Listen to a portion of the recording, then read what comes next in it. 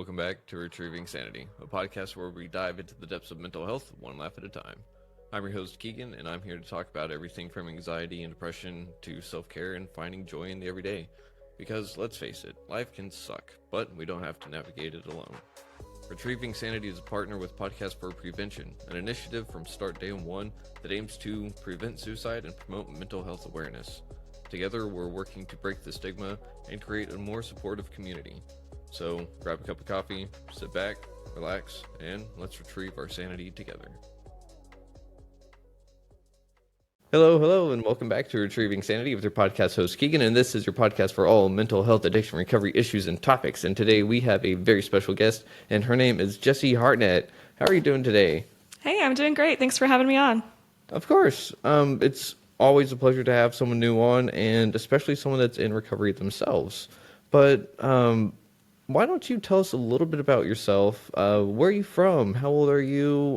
What kind of recovery are you in? And just, I also know that you're an author and you've got a book. So you want to tell us about that a little bit too? Sure. So All right. I think of myself first as a wife and mother. I am also a small business owner, and I live in Albuquerque, New Mexico, but I've been all around the country, hopped around, so I'm hoping to land here for a while. And I've been through a little bit of a rocky road in my life, but I think it was all worth it to get to where I'm at now. So I started smoking pretty young. I was 13, and kind of just picked it up. I had always grown up around smoking, seeing adults smoke, and kind of struggled to fit in when I was young. So I started hanging out with an older crowd, and they all smoked. So it was kind of natural for me to try it out and pick it up. And I fell in really deep. I was hooked on it within weeks. And then someone that I cared about suggested to me, they're like, oh no, smoking cigarettes is so terrible for you. Don't do that. Smoke weed instead. And I tried weed and ended up getting hooked on that too. So I smoked both for many years, all through high school, into college, and picked up drinking when I went to college as well. And just was kind of always the person that did too much, never was able to really moderate well. And so that kind of was holding me back in a lot of ways. It looked outwardly like I was being successful, doing well in school, and showing up for jobs and holding it together, but inside was really struggling, especially with negative self-talk and a little bit of depression, I think. So it was just kind of a hard time for me, but I was able to get out eventually in my late 20s, where I started to learn how to connect with myself, regulate my emotions, and start to take care of myself, because I just had no clue most of my life. And so I'm very fortunate that I was able to have people around me that cared about me and kind of modeled that love for me, so that I learned to love myself. And now I'm blessed with a family and living my best life, and I'm so thankful for everything that got me here. And I did write a guide to stop smoking, because I wanted to share my experience, what worked for me, because it took me so long. I must have tried to quit 1,000 times. I smoked for 15 years and was trying to quit probably 12 of that, so just wanted to share some really radical ideas that changed the way I felt about myself and the way I saw the world, and helped me work through the internal struggles that I had going on. So that's me in a nutshell. Wow, that is quite the nutshell. And I mean, it sounds like you fell into the trap that is nicotine. It is highly addictive, and I probably fell in the same trap, to be honest. And they say alcohol or weed is the gateway drug to different things. I think it's really just curiosity of a sorts. Yeah. Because for me, that's what it was. For me, I started off like, well, I wonder what it's like. What really got you into the mindset to even try it in the first place? So I don't know if you started young. I know that a lot of smokers start pretty young, around that same age, that time when you're going through, puberty, and you're trying to figure out your new identity. You're leaving childhood, you're going into adulthood. And traditionally, this time was marked by some kind of initiation, where you go through a struggle, you kind of tear away the identity, the ego, you see what's underneath, and you come out belonging to a community. And so I can see, looking back now, that me trying smoking was me looking for initiation. Ooh. Yeah. That's good. I've Yeah. not heard of someone referring to that as an initiation of sorts, because it really is an initiation of sorts, you know? It's a false one, but it seems like it. And I feel like initiation is kind of, especially at that time, we have initiations throughout our life, of course. There's different phases we go in.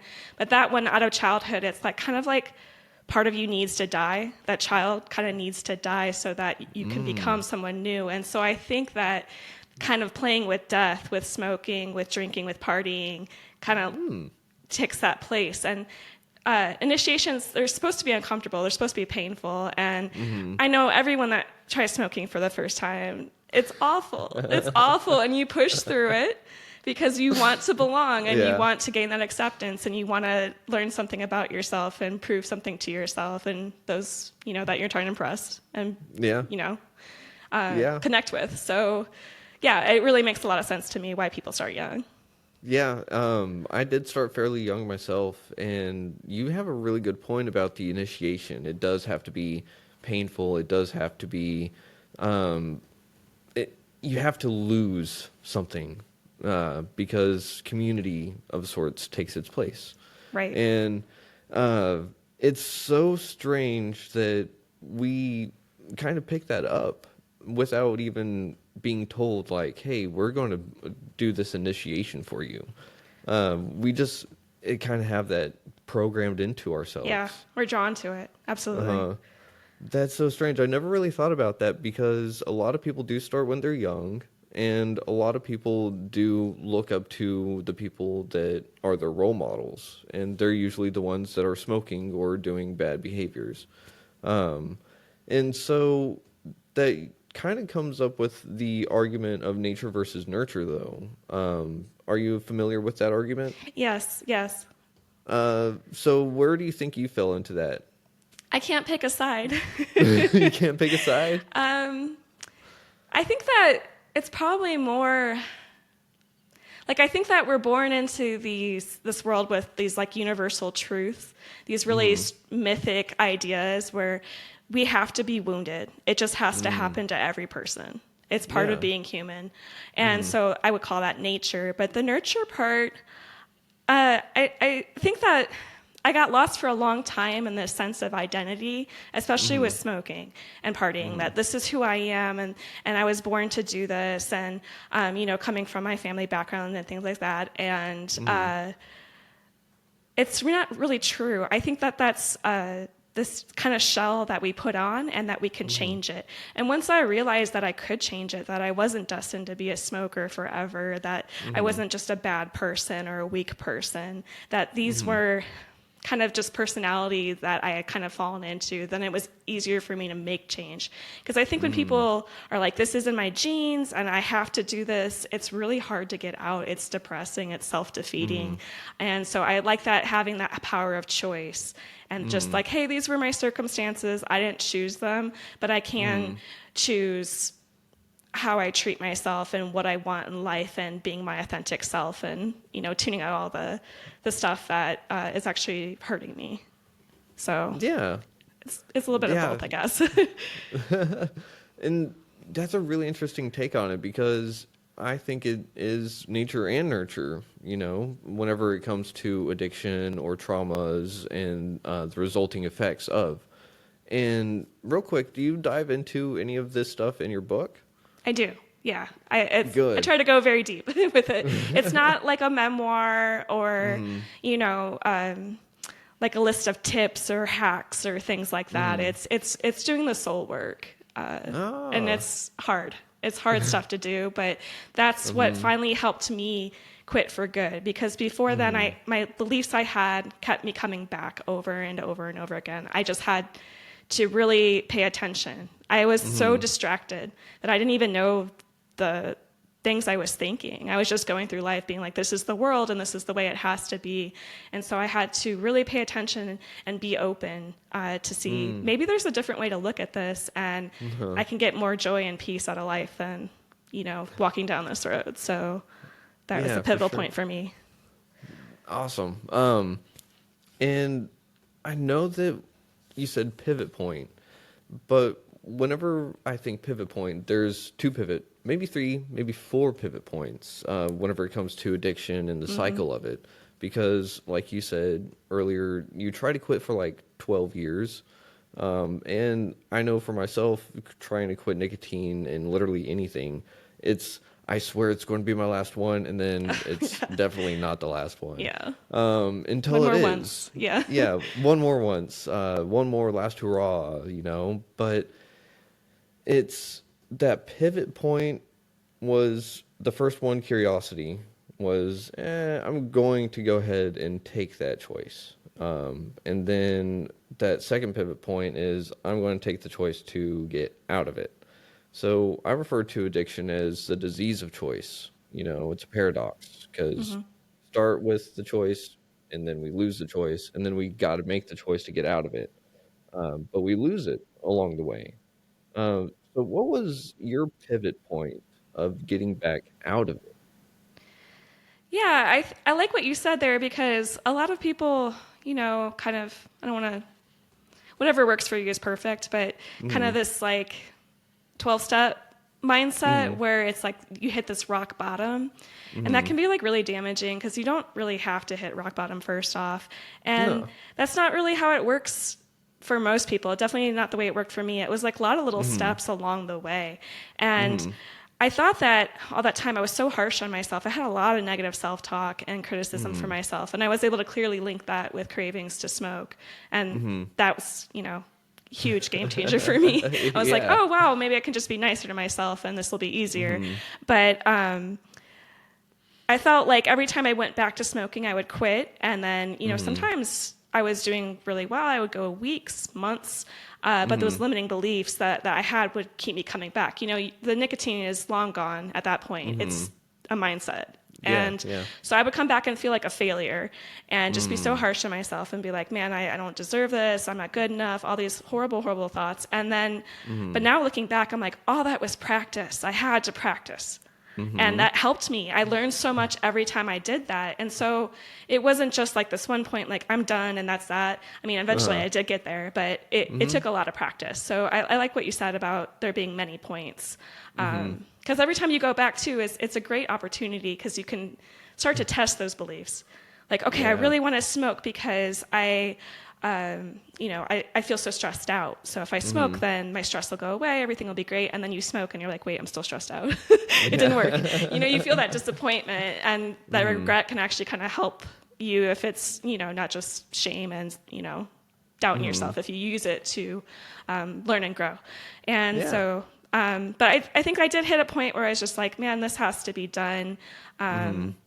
I'd always kind of playing this like little cocktail game where it's like, oh, like I said, I even started off that way where it's like, I'll smoke weed and I won't smoke cigarettes, and I'll just drink more. I'll only smoke when I drink. And I like made all these little rules and loopholes, just using my mind to try to rationalize my way. And it got to a point where I just had to quit drinking. And I was like, you know what? I'm just going to quit everything. Just quit everything together. Just go through hell here. Let's do this. And that's rough. I made it through. I had so much support. It was really, I really felt like my relationship was like going to make or break it. That's what it was about. And it's like, I have to make a choice here. And either I'm going to keep going on the path, the selfish path, or I'm going to go through the hard things so that I can gain love and hold on to that because it's precious. And so that helped me model the love for myself, like I said, because I didn't know how. And so I was kind of able to use that as a starting point and learn how to love myself. And it's definitely benefited my relationship. It's hard to be in a relationship if you don't love yourself. Oh, yeah. Yeah. Yeah. And you just said a whole lot in there that I would love to unpack, like all of that. But there's so much that I got to really just say thank you for just being open and vulnerable about all of this, because it is hard to overcome addictions. And I only do little chuckles because I relate so hard to everything, because that little cocktail of, well, for me, it was like, I'm going to go from liquor to malt liquor. And then from that to, I'm going to drink only this after work or this after. So you name it, any kind of combination of literally anything, and I've tried it. So, one of the things I want to highlight, though, is that you were mentioning the rock bottom aspect. And I love that you didn't necessarily have to hit a rock bottom. You were able to sit there and see, hey, if I keep going down this way, nothing good is going to happen. And a lot of people see that and they can't stop themselves, but you were able to catch yourself, and you were able to catch it through self-talk, right? And that is huge, because that is one of the things that a lot of us addicts deal with, and it's that, man, I thought about using, or I thought about drinking, I thought about smoking. That's a bad thought. I'm a bad person, Yeah, you take it That's in. that's not the case. It's normal to have those cravings again whenever you're trying to get off of it, you know? But whenever your self-talk changed, what was the first thing that you noticed change with it? Yeah.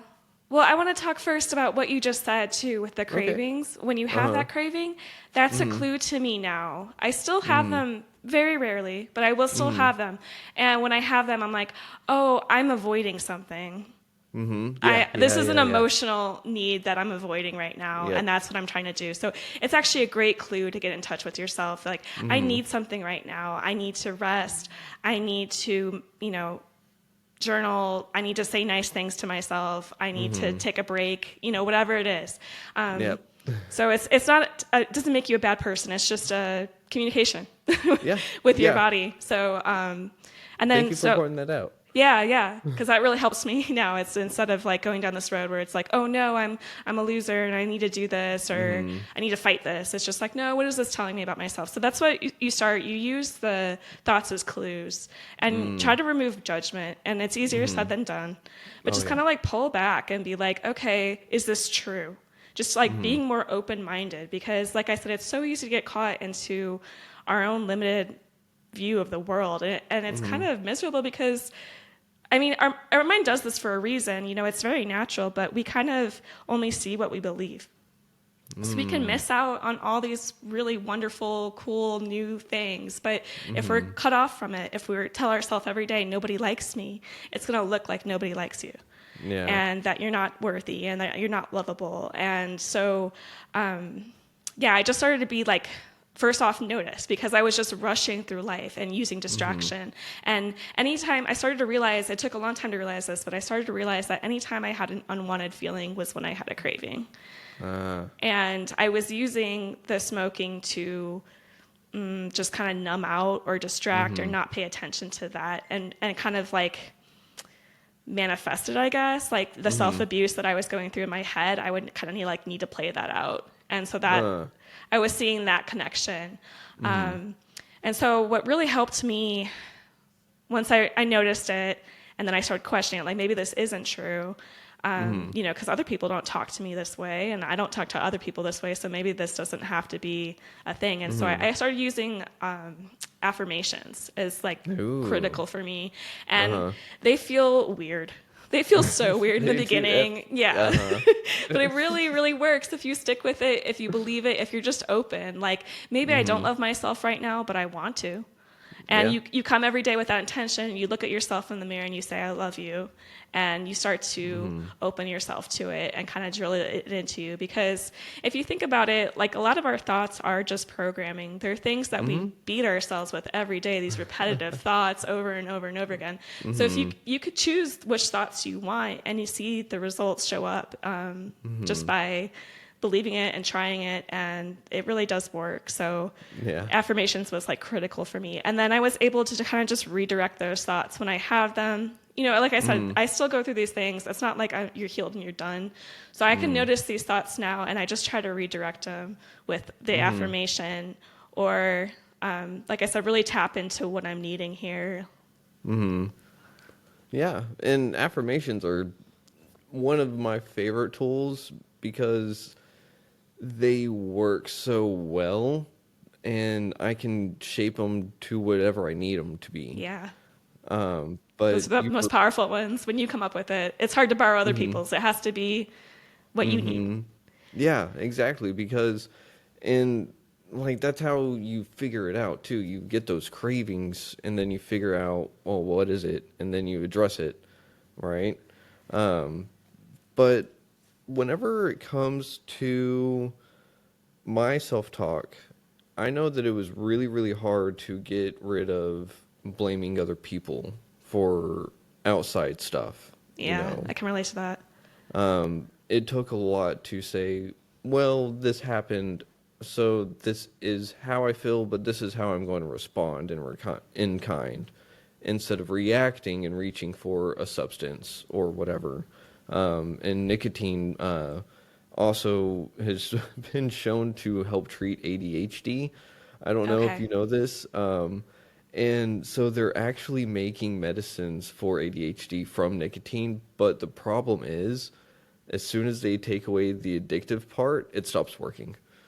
So a lot of people self-medicate with nicotine without knowing it.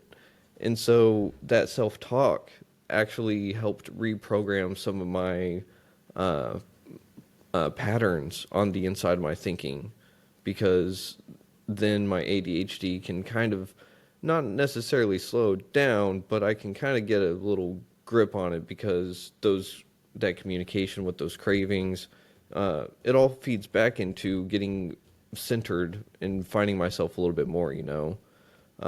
So self-talk is one of those tools that I use on a daily basis, but one of the ways that I'll do them is I'll use a mirror. Is that what you use? Yeah, that's where I started. I'm always trying new things too. So I've been trying a new thing that I have a baby daughter. Well, she's growing up. She's almost 2 now. But congratulations. Thank you. And so I started talking to myself the way I talk to her. Like mothering myself, like, and that's very, very calming and soothing for me. So like you were talking about with what you're going through with ADHD, like you need to find another way to regulate that instead of an addictive substance that's hurting you. You know, there's other options. That's really interesting what you said with that too, because it is a stimulant. And so I've always found it to increase stress for me. Well, I thought in my head, I'm like, oh, it helps me with stress. And I'm like, wait a minute, this stresses me out so much. But I guess with ADHD, the stimulants can have opposite effect, like with coffee and stuff. So that's really good to think about and take in too. So maybe for some people it is actually calming, but I think for most of us, it's our heart rate is going through the roof, and we're in fight or flight essentially. So it's not that calming for me at all. But yeah. So it was really, whenever you would smoke, it would give you more of it would give you anxiety? Yeah, definily. My anxiety has been so much better. I know a lot of times people go through a rough patch when they quit, you know, for the first time, you know, because they're getting used to having emotions and having to deal with them. Because they've been stuffing them down inside themselves so hard and for so long that it feels like the world's falling apart. But then most people get through that patch, you know, a few months, maybe a year. But yeah, I am such a calmer, more chill person now. It's unbelievable. It's like night and day. Everyone has noticed in my life. That's awesome. They used to call me Stressica because I was always just puffing on my cigarettes, like freaking out. And now, you know, I'm a lot more calm. That's super cool. Do you do meditations or anything like that as well? That really helped me get through the rough patch in the beginning. It was like a new thing for me, and it really helped me get in touch with my thoughts and my emotions because I had ignored them. So doing those practices, especially in a group setting where you're kind of like getting led through it, that was like one of the big moments for me was that we did a meditation with loving kindness, and it's you send loving kindness to people that are easy to love, and then you send loving kindness to people that are kind of tough to love, you know, get on your nerves, but like go ahead, send them some love, like just try it. And I was like, okay, I can do this. And then it's send love to yourself, and I got so angry. I was furious. I was like, are you kidding me? I'm not worthy of love. You know, like, I'm a piece of crap here. Like, what are you talking about? And then that's when it hit me. It's like, this is a major issue. Like, I can't even say, you know, send myself love. Like, something's wrong here. So meditation kind of opened me up to that and introduced affirmations. So I'm very grateful for that time and all those things. But I honestly cannot keep up with them now as a mother. Like, I don't have time to meditate for a half hour or, you know, I'm lucky if I can get a few minutes. And so sure. I've kind of changed my perspective of that with meditating. It doesn't have to be this big thing where you sit down and you know, no stimulation. I kind of just take moments when I feel myself like getting dysregulated, like I'm gonna like overreact to something and make a fool of myself with my daughter. I just like put my hand on my heart, I breathe, and I center myself. Just take a moment. I take that moment to reconnect with myself, reassure myself, like I said, like I've been doing that mothering. It's all going to be okay. We're going to get through this. You're learning. You know, so all this kind of like very soft patience, gentleness, and it really helps calm me down like very quickly, because that's emotions, I guess, they're only supposed to last very briefly in the body. And I think that a reason we hold on to them so much is because we fight them, we resist them. We do. And so coming into acceptance of emotions was really, really helpful to me. I realized that having sadness, having anger, these aren't bad things. Like, I learned that very small. A lot of us do. We need to not show that in order to get love, to get acceptance. But they're part of being human, and having a baby has taught me that. Like, these babies come out, they're angry. They're sad and they're happy, and it's all temporary and natural and very easy to go through. It doesn't have to be this big battle with yourself. And so accepting those parts of myself was very, very difficult. But now that I respect my emotions, I allow them to happen, they last much less. It's kind of a weird thing where you just kind of let it come through you. It's called emotion. It's got motion. Just let it come, let it go. And that's been really, really helpful to me to not have to, you know, harbor those kind of things and want to hurt myself because of that. Yeah, that's awesome. I love that little, it's emotion, so it's got motion, just let it flow. Because, that was one of those things that I had a hard time learning, was that I'm not supposed to hold on to them. And it's still something that I'm guilty of here and there. But you're entirely right. We're not supposed to hold on to emotions. They're supposed to inform us, say, hey, this is what's going on. Okay, bye. You know? But we treat them like they're the best friends that are supposed to hang around forever. And I treated the ones that were bad like the bestest of friends. Like, I never wanted those bad feelings to go away. We can kind of get addicted to them. You know, get in that negative zone, and it's like, oh, everything's against me, and I kind of like having this chip on my shoulder, and you know, take it on into an identity. And it doesn't really need to be like that. We all have the entire spectrum available to us, and it's just part of life. Yeah. Yeah, it happened to chip on my shoulder. Oh, those were the days. Still the days. What am I talking about? Yeah. But that's the thing, is that those negative emotions, aren't necessarily negative. It's what I choose to do with them, you know. And it's not so much that whenever I'm feeling angry that I'm going to punch a hole in the wall. Like, that is a negative response, whether punching a hole in the wall or picking up a bottle. Both of those are negative responses.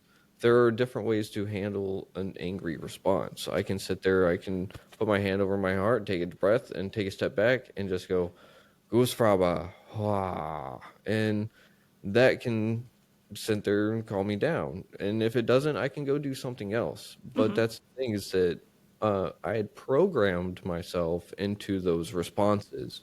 Uh, and so different things set them off. So for me, I have different triggers that I have to address, and my triggers are my responsibility. Whether someone does something and it triggers me, I can't tell that person, "Hey, don't do that," because that makes me upset. Like, uh, whenever I go around people that smoke, I can't sit there and tell them, "Hey, can you put that out?" Right. Because that offends me. I'm an ex-smoker. They're just going to laugh at me, right? And they're going to say, "Hey, I was too." um, but I mean, that's kind of the thing is that whenever it comes to triggers, I have to handle them. And they're just like emotions. They're going to come, they're going to go. I don't get to say when they come about. So, how do you handle triggers? Do you still have triggers? I guess is the first question. Yeah, I do have them when I'm very stressed out and when I feel Mm, overwhelmed. mm, I'll still have the thought like, oh, now is when I would smoke because just so many years of doing that, it's it it's difficult to change, especially yeah. overnight. So it takes a long time, and it happens very rarely now compared to like when it used to. Like that first year, it's just like, who am I? What do I do? It's kind Mm-hmm. of you feel like a newborn. You got to relearn all these skills. But yeah, I have certain things that I've told myself that I just go back to now that it's like a knee jerk reaction. So I have Mm-hmm. the craving to smoke, and then the next thought is immediately smoking doesn't help. Mm, So yeah. I've like drilled myself into that. Every time I had a craving to smoke, that's what I would say, and that just comes naturally immediately. And I'm like, oh, okay, then I won't do that. So Yeah. it's just kind of convincing yourself, and it's not even like you're brainwashing yourself into something false. You're brainwashing yourself into something true, Yeah. like it's you've gotten lost on reality when you're in addiction. You see Mm-hmm. it as having some benefit, but like I said, all those Mm-hmm. times of relapsing, going back, I know that it's not true, that it won't Mm-hmm. fix the problems, it won't help me have more control or the things that I used to turn to it for. And so just Mm-hmm. knowing that helps me just get through it. And they're so brief. It's maybe that Mm-hmm. quick. I have the craving, I had that thought, I'm done. Yep. So, yeah. That's awesome. Um, and you have that thought process of playing the tape out. Uh, for me, it can get a little bit more advanced, but it was earlier recovery that was really difficult. That I'd have to Yes. sit there and go, okay, well, if I do this, then this is going to happen, then this is going to happen, then this is going to happen, then this is going to happen, and I don't want that.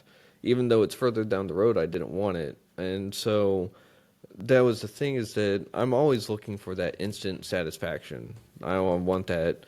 I want that something that'll get me fixed right now.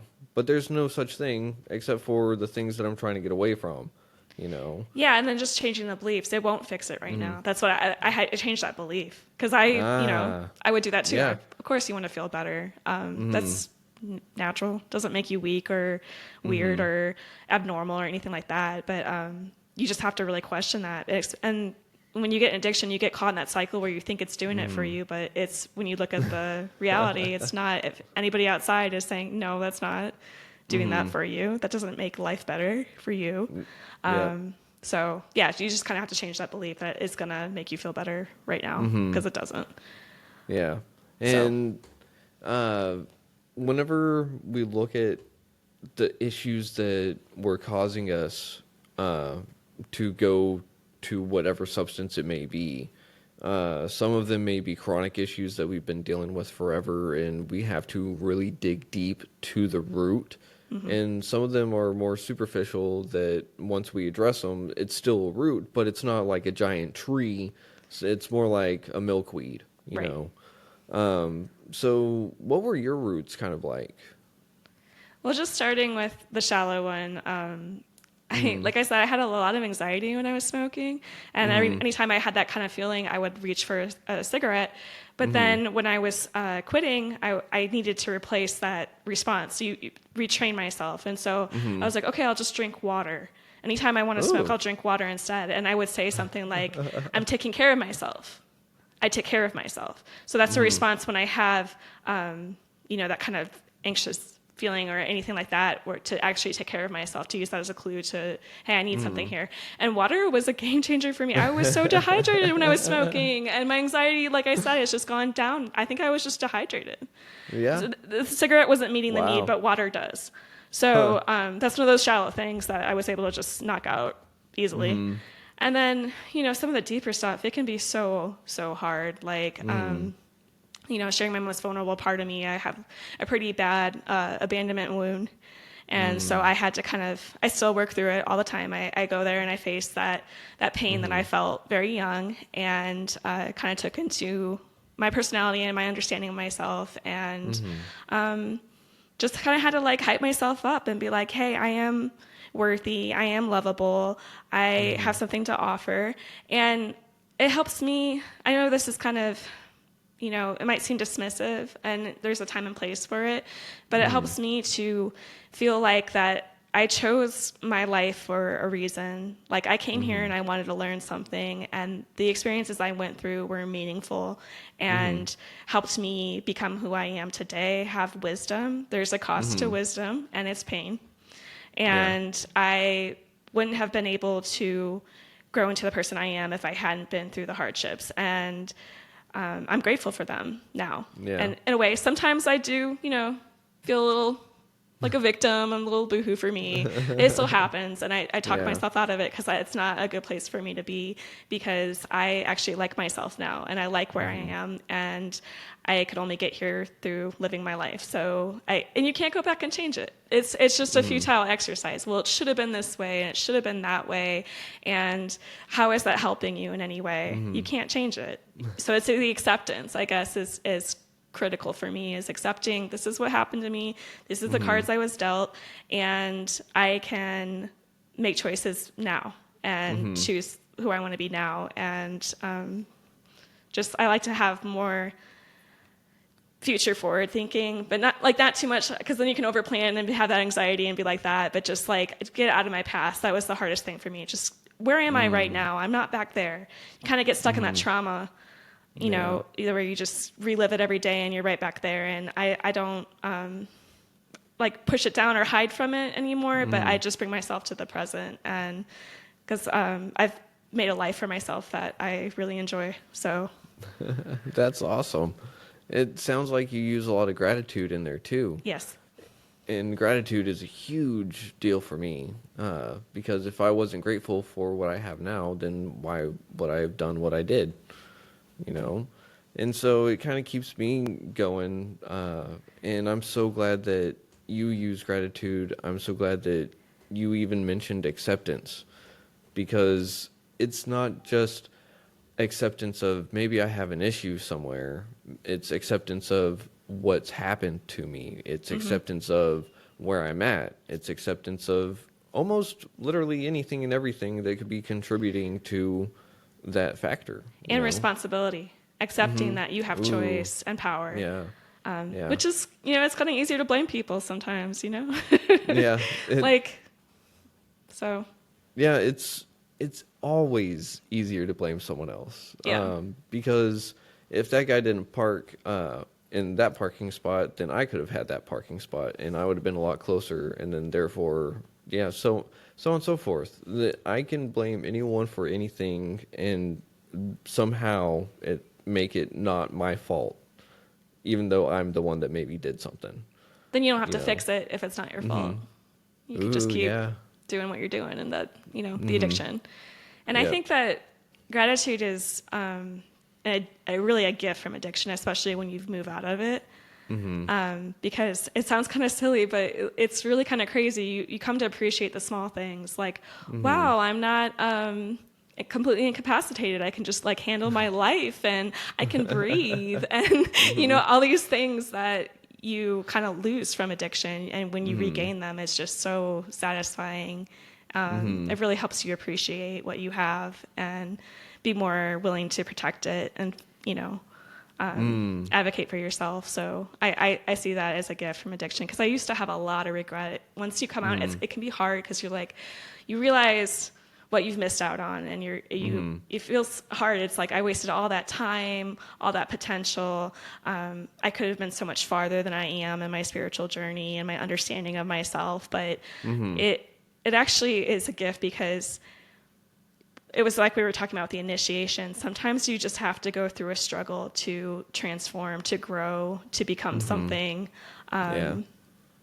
It's just part of the process. Like, like a butterfly, it's like, it's in the cocoon and it's got to like wriggle its way out and fight its way out. And that's how it becomes something new. It's part of transformation process. You have to go through a struggle, a hardship to become something amazing and become who you are, essentially. That's what I was saying with the wounds too. We all have to be wounded. It's part of life, because it's our lesson to learn to reconnect to ourselves. And so, I don't know, just kind of seeing that helps me. I am trying to work through, I think I might have like a little bit too much like German outlook from my heritage, where it's just like hard work is valuable. And if it's not hard, then it's not worth it. And I'm seeing that show up in my life again and again. I'm like, maybe I could like just let things be easy sometimes, So I am kind of, you can go too far with it, is where I'm saying. Like, but I don't know. I just appreciate the struggles I've been through, because I learned so much from them. Yeah. And that's good. It's good to go through struggles. And I'm glad that you brought up the butterfly in the cocoon, or chrysalis, because it's, whenever it's actually in there, it actually turns into a goo. And then it recombobulates itself into the butterfly. Yeah, it's like nothing. They call them imaginal cells. Like, it doesn't even know what it's going to be, which is like coming out of addiction. You don't know what you're going to be. It's scary. It's weird. You're stuck in between two worlds, who you were and who you're becoming. So I think it's a really good metaphor. Yeah, it's great. And the thing is that it remembers being the caterpillar. It remembers going through the process, and then it remembers coming out. And so it's the perfect thing for going through addiction, because, or maybe even self-awareness, self-reflection, and healing and growth, because it doesn't have to be addiction that we're coming out of and healing from. But that, what was it? My upstairs neighbors are trying to have a party or something. Sorry. I can't hear them. We're good. Okay, you can't? Good. No. That was a little concerning. I haven't heard them be that loud before. Well, geez. My train of thought just left with that one. All good. Butterflies. What was it? Butterflies. What was the part you were talking about right after? Gratitude. I know what it was. And it's easy to fall into the mindset of, if it's not difficult, if it's not hard, it's not worth it. Because that's what so many of us were raised with. That if I'm not if I'm not fighting hard, if I'm not having a hard time at work, I'm not making enough money, I'm not doing enough, blah, blah, blah, blah, blah. That's why in Japan, even, they're like, if you take a nap at work, you are working so hard. Yeah. And so it's like, I'm glad I don't have to take a nap at work to prove that I'm working hard. But it's that mindset of, I've got to push myself to prove myself to myself. And I don't have to do that. Yeah. It's hard to accept that we can just be, that don't have to earn our worth. We are born with worth, and every person just inherently has worth. And I've been trying to prove that. Like you said, I like that part, what you said, to myself. It's not even, I think I've worked through the external validation bit, where it's like I'm living my life for other people, but like it's my own self-image that I just need to chill out, like just let myself rest. There's always more to go with this stuff too. It's like, I'm so proud that I made it through addiction, and it really helps me to look how far I've come. Thank you, you too. But there's always more to go. You can always go deeper and deeper and deeper. And that's actually exciting. Like, I used to think that was like overwhelming or daunting. Like, oh, I have so much left, and kind of like racing to the end here. And it's like, then you're dead. Yeah. Or you're perfect. And that's so boring. That's death, you know? Like, who wants to be perfect? Like, part of life is having the excitement, the Yeah. adventure. Yeah. And death isn't even perfect nowadays, you know? So, Yeah. because, I mean, we can bring people back here and there. And Oh, right. so it's not, unfortunately, not perfect anymore until the final one, until we can't bring them back. But that's the thing with addiction is that, or rather the self-growth, the healing, we're never really done, because they say that traumas can be induced as young as while you're in the womb, you know. Yeah. And there's That's me. yeah, and there's intergenerational traumas. So just because someone was afflicted with a trauma at one point doesn't mean that their grandkids aren't going to feel that in some way, shape, or form, because our DNA holds memories. Right. So there's a whole bunch of stuff that, even though we didn't have a say so in what happened to us, we have a say so in how we're going to respond to it, and how we're going to heal. But a lot of it was fear of addressing it in the first place. You know, that's why it was so daunting. It was like, no, I've looked at it before and I didn't like it, so I'm just going to go this way. Yep. And getting discouraged from other people, too. We're not supposed to talk about that. Just a second. Just a second. I knocked out my headphones. There we go. There you go. Sorry. All good. What were you saying?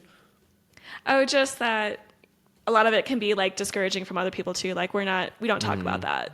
So it can be hard to go there when everyone's telling you not to. It's like the hardest thing ever to be yourself. Like nobody wants that for you but you. No. Yeah, because everyone has a different version of me in their own head. And they want me to live up to that expectation.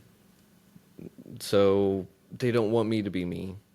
Some people do, but those are few and far between, right? And what is it, Dr. Seuss, that says, those who mind don't matter and those who matter don't mind?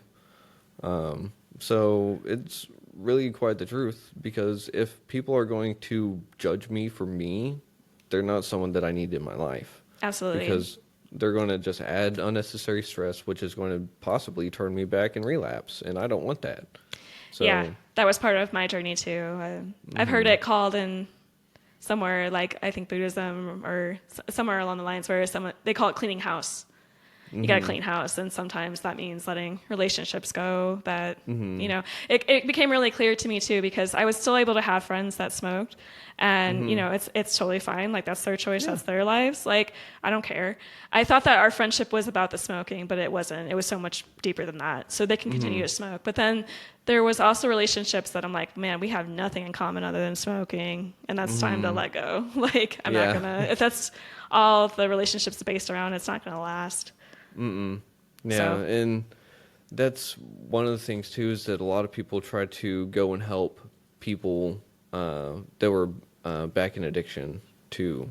So for smokers, it's probably not as bad or bad, Right. because it's the same thing. If you hang around people that are smoking, you're maybe eventually going to smoke again, right? Like you hang out at a salon long enough, you'll eventually get your hair done. Or that's how the saying goes, but you always have the option to walk away from it. And that's how I chose to do with it, because I don't want to be around the stuff if I don't have to be. It's not because I'm afraid of it. Yeah. It's just, it doesn't serve me. Yeah, So, I just lost my desire to smoke, really. Yeah.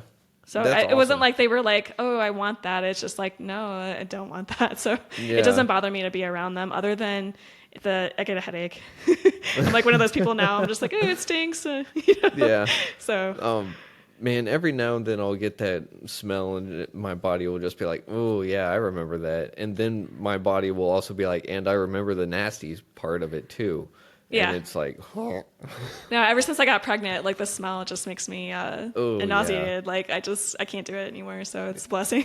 Yeah. Yeah. Well, that is awesome that you lost the craving for it, or the desire rather, because the desire is enough to keep people going back. Yeah. Real quick, we are nearing the end of this episode, Right. but I do like to ask everyone that comes on the show, one episode is not enough to dive into a story or dive into a book and whatnot. So, could we possibly see you in the future on the show? Yeah, I'd love to come back. Thank you for Sweet. having me. It was a great conversation. Of course. Yeah, it was super great. And I mean, we still got about 7 minutes left. So, I know that you have your book, Honor Your Heart. Do you want to talk about that a little bit more, or do you have Yeah. anything that you'd like to leave the guests with today? Yeah. So I guess maybe we kind of already talked about it, but the kind of goal here, the thing that can be hard, because it can be hard to get into all these like really deep concepts. I guess I haven't really talked much about the heart, and so I do want to talk about that. Is that that was a huge part of my whole shift about my beliefs about myself and my view of the world and my capabilities, was to finally get out of my head. I had really become attached to like kind of scientific dogma. That's how I see it now. Is that like, if you can't see it, it's not real. If you can't measure it, it doesn't matter. And that we are all here randomly and accidentally, and we have no connection to anyone. It's all just survival of the fittest competition. And Yeah. that was holding me back and depressing me so much. Like I was just struggling to have any purpose or meaning in life, to get out of bed. I felt like nothing mattered, and so I could just destroy myself because it was insignificant. And I finally was able to get out of that when I realized that there's this whole other part of me, and it's in my heart. So the brain it's a tool for us to use. It's not who we are. We put on this personality. We learn these ways to fit in, to survive, to get by. But those are all conditioning and training. But there's part of us that comes into the world and just is us. It's uniquely us. It's the soul. It's in our heart. It's this amazing ability to connect to others, to connect to God, to connect to nature, and just it knows exactly what is good for us and what is bad for us, and it's called intuition. And I had been ignoring that intuition for so long. I didn't even know how to get back to it, and so it took a lot of practice. I just had to ask myself, like, how does this feel? So the brain is thinking, but the heart is feeling. And that helped me so much, because there's so much information out there nowadays on the internet. It's like complete overload. Everyone's got an opinion, and it's hard to know what to do if you're just following what people tell you. But the heart, you know exactly what you need. You know exactly what you need to do, and it's like a feeling.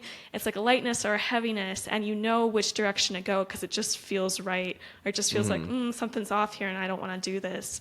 And so I was able to really see that, like, cigarettes, this is off. I'm getting so many messages from my body. This is making me feel terrible about myself. The embarrassment, the shame, the lack of confidence I'm going through every day with this. And like I said, with that little silly water story, that came from my intuition. I was like, maybe I should drink some water. Like, nobody told me that.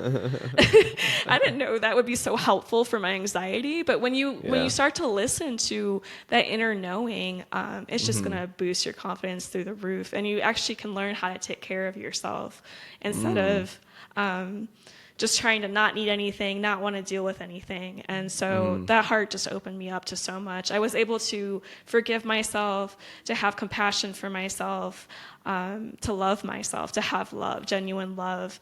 And so that's what I write about in my book too, is how to reconnect with your heart. Because, like I said, it's a loud, busy, noisy world, and it's hard to be quiet and sit with ourselves. I realized I was avoiding myself by partying. And it's sad. It's a rough way to live life. Yeah. So I wrote my book, Honor Your Heart, and you can find it on my website, honoryourheart.net. And it's a guide for you to tap into those underlying beliefs, the commitments you've made that you might not even be aware of that are holding you back from making change. And I just hope it can be helpful for you, because I didn't get introduced into these ideas and concepts until very late in life. And just wanted to share. I kind of wrote it for like, me 10 years ago. Like, what have I learned since then that I, could help someone that's going through the things that I went through. So That's awesome. Well, Honor Your Heart, and you said .net, correct? Yes. Okay, honoryourheart.net and Honor Your Heart, the book. Can they find it on Amazon, Barnes & Nobles, stuff like that? You can find it on Amazon, but I prefer you go to my website. Website. Yes, Gotcha. that's where you want to buy it. Okay, so honoryourheart.net, y'all heard it here first. And don't forget, everyone, to support, to show some love. Do you have any other websites or anything else that you'd like to plug in while you're at it? I've recently started a membership. That's pretty exciting. I feel like a lot of people, they're looking for more than just a book. They want to have connection and support. So I'm also offering a membership where you'll be part of a community. You'll have email access to me. If you're more of a private person, you can just send me messages, and I'll be there to help you work through what you're going through. Just, we'll unravel it. Like I said, it's really hard to see outside of yourself. So sometimes it helps to talk to somebody, and they can be like, hey, have you thought about this? And, it can blow your mind. No, I didn't at all. So it can be helpful to be a part of a community. Yep. That is awesome. Thank you for doing that, because a lot of people need community and a lot of people don't know where to look. So thank you for creating space for people. And I mean, I just wish nothing but the best for you in the meantime, in between this episode and next. Same. Thank you so much. Of course. But before you go, I do have one other question for you. Do you know the number that someone can call if they are either having a bad breakup, they are having suicidal ideations, they just got laid off from a job, or they just are having a bad mental health day? Do you know that number? I do not. It is 988. Thank you. Learn Yes. something. Yep. I'm willing to learn. Yeah. Yep. That sounds like a great resource. I know that there are helplines, but that's an easy one. 988. Yep, 988. And it's literally any kind of crisis, there's someone willing to answer the phone for you. So, not you necessarily. I'm talking to the audience, to whoever is needing it at the moment. Don't be afraid to call. No shame in it. And it's free, so no worries there. But with that, Jessi, I appreciate you very much, and I can't wait to have you back on. And to everyone else out there, I love y'all very much. Y'all have a great day. And thank you for listening on WDJY 99.1 FM. This has been Keegan with Retrieving Sanity. Y'all have a good day. Shalom. And stop.